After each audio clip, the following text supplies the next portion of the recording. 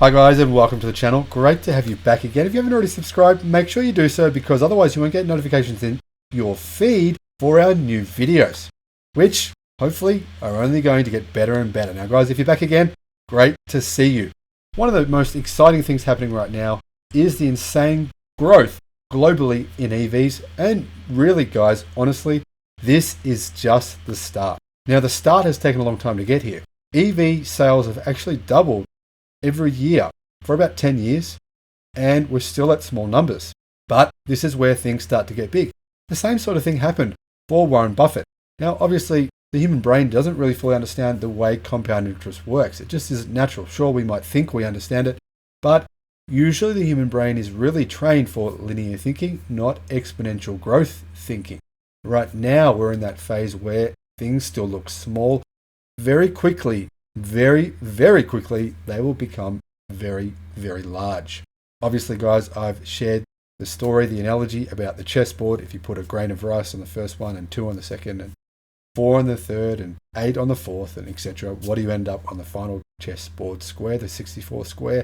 It's quintillion something. It's well beyond a trillion. Trillion is minuscule in comparison to the number. That is the insane reality of exponential growth. Now, like I said, Warren Buffett's fortune looked very small when he was in his 40s, even though it was in the millions. It looked very small. In fact, looked like a pittance in comparison to what it became only 20 years later because the exponential growth curve hit. Compound interest started to really compound, and all of a sudden, he became one of the world's richest men. In fact, he probably would be the world's richest man right now if he hadn't have given away half of his fortune around about 10 years ago to charity. Now, the US electric car market is really growing very strongly right now, and I see the entire US fleet being electric by 2030. All right, maybe 99%. There might be a few laggards out there, but almost the entire fleet, if not the entire fleet, will be EV by 2030. It's going to happen way faster than you think. Of course, you think I'm crazy. Some of you do. Some of you think, he's mathematically correct. It's going to make sense. EVs will be much cheaper to build 2030. Why on earth would someone pay more money for an inferior product? Would you? Are you telling me you're stupid? If you're saying I'm wrong, why would you personally pay more money for an inferior product by 2030 if your EV will give you the same range as your petrol vehicle? And there's power points all over the entire country of the United States, Australia, Canada, Europe, everywhere. And the EV range of your car has doubled, and it's now a cheaper car than the equivalent petrol vehicle. Would you be stupid enough to buy the petrol vehicle or the diesel vehicle for more money than the EV, knowing that the operating costs of your car, the running costs, and the entire lifespan of your car means you're paying well over double the cost of the car? Well, the BEV market share in the United States increased to 2.3% this year. Sounds small, but it's actually a big increase. The all-electric car segment is booming in the United States, according to the latest report on car registrations from Experian via Automotive News. Now, during the first 4 months of January to April of this year, some 133,509 new BEVs were registered, which is 95% more than a year earlier when we were at 68,466. Like I said, the electric car market is doubling every year. It's just doubled again. What will that number be this time next year when you do the maths? The growth of the all-electric segment is 3 times higher than the overall market, which increased 36%. It allowed an expansion of BEV market share from 1.6% in 2020 to 2.3%. Now, the data reveals that the Tesla Model Y, unsurprisingly, is the most popular EV in the United States, followed by the Tesla Model 3, which actually declined in sales as Elon Musk predicted year over year. Now, electric car registrations in the United States, top sellers from January to April 2021 were the Tesla Model Y with 53,102 sales, up from 2,260 in 2020. Pretty enormous change there.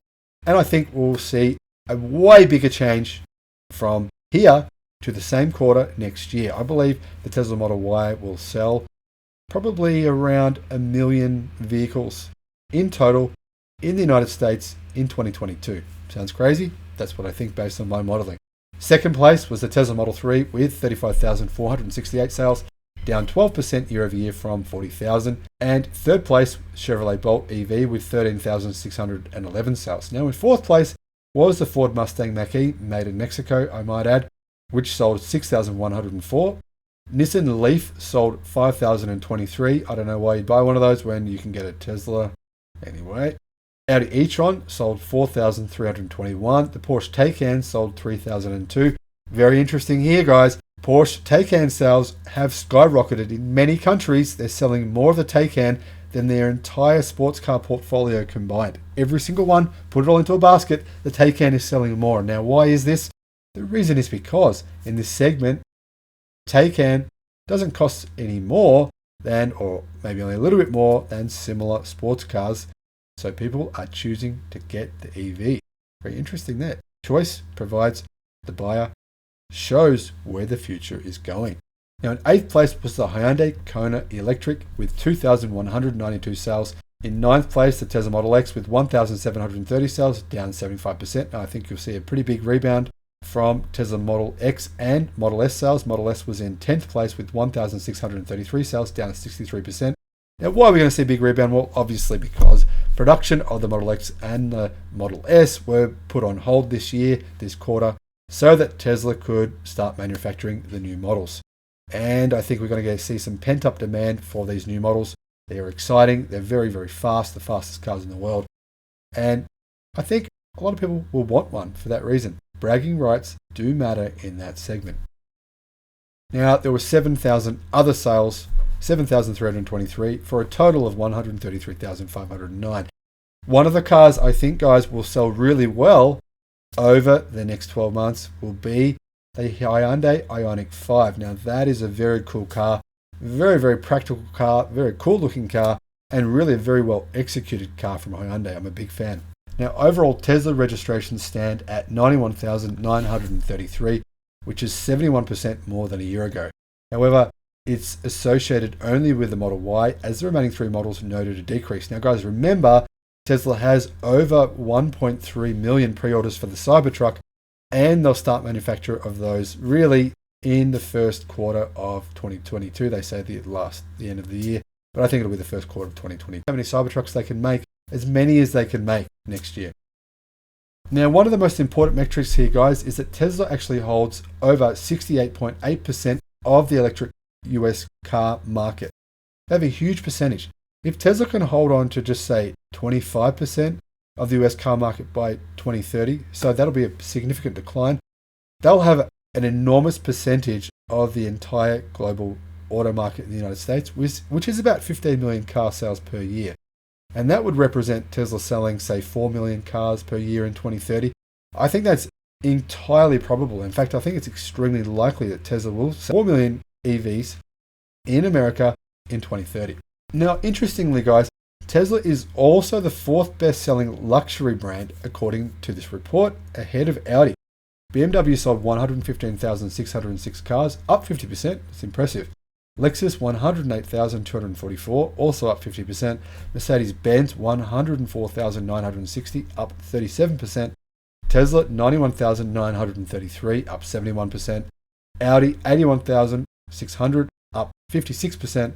Acura 56,307, up 59%. Sorry guys, I don't live in America, so I don't know how to pronounce that brand. Acura, is that correct? Who knows? Cadillac 54,772, up 55%.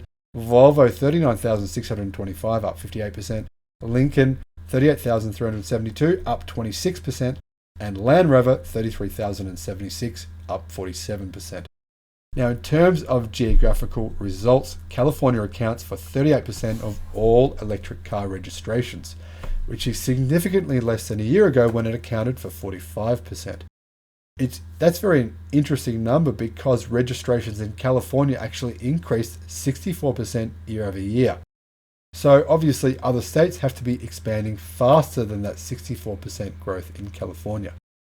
Now, the second biggest market for EVs in the United States is Florida, where they have a 7.2% share, followed by Texas with a 6% share. Now, that'll totally change next year in 2022 when the Cybertruck is on the market. And obviously you have the Rivian EV and the Ford F-150 Lightning. You can imagine how many buyers in Texas will be buying those EV trucks. Won't that be cool? Because then we'll start to see perception of the market in that market segment, in that kind of truck segment, totally change to the perception that EVs are the way it's going and EVs are the way to go. On that note, hope you've enjoyed the video and I'll see you on the next one. Thanks for watching. Bye-bye.